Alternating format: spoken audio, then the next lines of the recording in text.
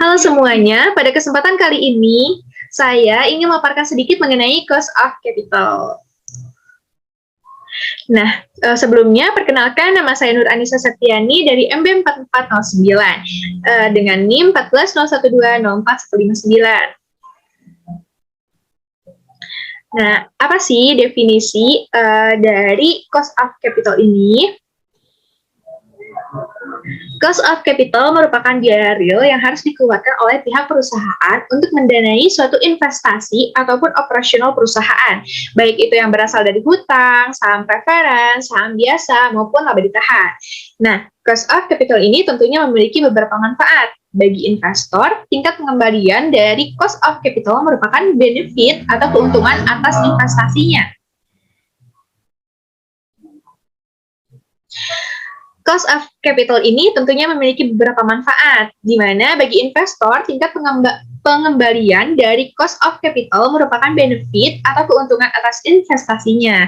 Nah, lalu bagi financial manager, tingkat pengembalian dari cost of capital dapat digunakan untuk memenuhi kebutuhan operasional perusahaannya. Nah, ternyata pendanaan atau biaya tadi itu berasal dari capital structure. Nah, di mana si capital structure ini merupakan jumlah hutang dan atau ekuitas yang digunakan oleh perusahaan untuk membiayai aktivitas operasional dan pembelian aset perusahaan. Nah, capital structure ini terdiri dari beberapa biaya, yaitu biaya modal utang atau cost of debt, biaya saham preferred atau cost of preferred stock, biaya modal ekuitas atau cost of equity.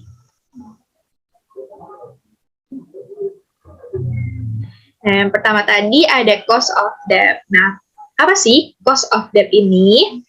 Cost of debt merupakan sejumlah biaya atau kewajiban yang harus dibayarkan oleh perusahaan atas semua hutang-hutang yang mereka miliki. Atau dengan kata lain, cost of debt ini merupakan rate of return bagi para investor atau lembaga yang memberikan pinjaman kepada perusahaan, di mana si cost of debt ini selalu disesuaikan dengan flotation cost atau pajak. Nah, ini adalah rumus dari cost of debt before tax. Nah, serta contoh soalnya. Nah, di mana di sini diketahui bahwa M-nya itu sebesar $1.000, kupon rate-nya itu sebesar 8%, N-nya itu 20 tahun, VB-nya itu $940, dan tax-nya itu 40%. Lalu kita masukkan hal-hal yang diketahui ini ke dalam formula. Dan setelah dihitung, ternyata hasilnya adalah 8,55%. Dan sekarang kita disuruh untuk mencari cost of debt dari yang sesudah pajak. Nah, di mana formulanya ini adalah KD before tax dikali dengan 1 min tax. Dan hasilnya adalah 5,1%. Nah, yang selanjutnya ini adalah cost of preferred stock.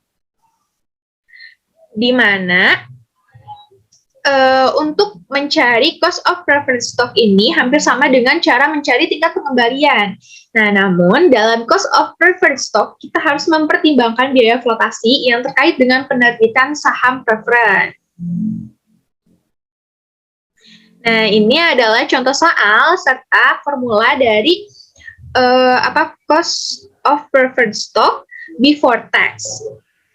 Di mana di sini diketahui bahwa dividennya itu sebesar $13, P-nya itu sebesar $100, flotasi cost-nya itu sebesar 3%, dan tax-nya sebesar 30%. Di mana setelah dihitung, hasilnya adalah 13,4%. Nah, dan ini adalah formula atau rumus untuk mencari cost of preferred stock setelah pajak. Nah, di mana KP before tax dikalikan dengan 1 dikurangi dengan tax, dan hasilnya adalah 9,38%. Nah, yang berikutnya adalah cost of equity, di mana terdapat 2 cara untuk memperoleh cost of equity ini, yaitu internal common equity serta external common equity. Nah, internal common equity ini dapat didapatkan atau memperolehnya itu dari laba ditahan, sedangkan external economic equity-nya itu didapatkan dari penerbitan saham baru. Nah, terdapat beberapa cara atau pendekatan dalam menghitung laba ditahan ini, yaitu yang pertama ada pendekatan CAPM, pendekatan DCV, serta pendekatan bond yield plus risk premium. Nah, ini adalah salah satu contoh soal yang dapat diselesaikan dengan dengan pendekatan bond yield plus risk premium. Di mana di sini diketahui bahwa tingkat keuntungan obligasinya itu sebesar 10%, serta premi risikonya sebesar 0,25%. Dan setelah dihitung, ternyata cost of internal equity-nya sebesar 10,25%. Nah, ini ternyata before tax ya. Lalu yang selanjutnya, untuk mencari cost of internal equity after tax-nya, kita harus mengkali cost of internal equity yang before tax dengan 1 dikurangi tax, yang hasilnya adalah 8,2%.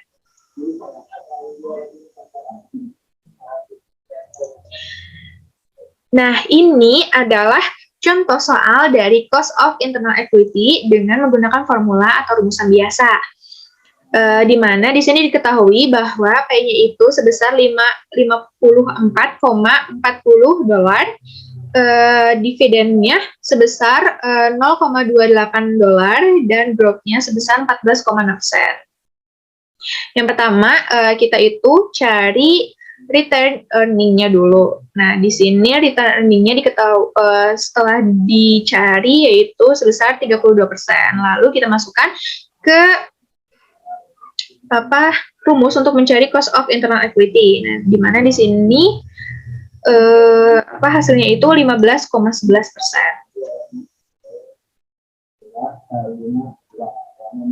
Nah, ini adalah salah satu contoh soal dari cost of external equity.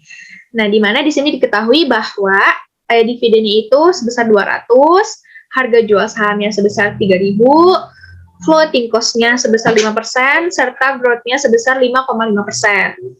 Nah, setelah dihitung ternyata hasilnya adalah 12,51%.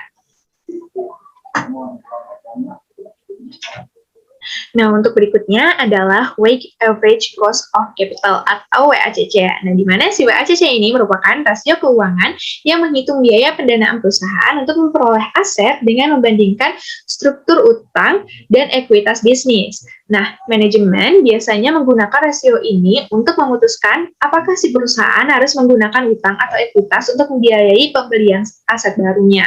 Nah, perhitungan WACC ini bisa dengan cara membandingkan dengan perusahaan industri yang sejenis. Nah, di mana semakin tinggi nilai WACC ini suatu perusahaan, maka risiko yang akan dihadapi akan semakin tinggi gitu. Nah, ini adalah salah satu contoh soal WACC.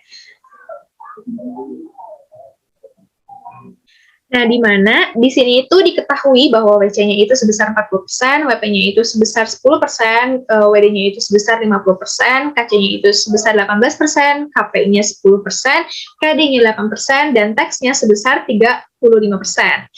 Nah, di sini kita tinggal masukin aja semuanya ke formula atau rumus dari si WACC ini, dan didapatkan hasilnya sebesar 10,8%. Sekian pemaparan dari saya. Mohon maaf bila ada kesalahan. Terima kasih. Wassalamualaikum warahmatullahi wabarakatuh.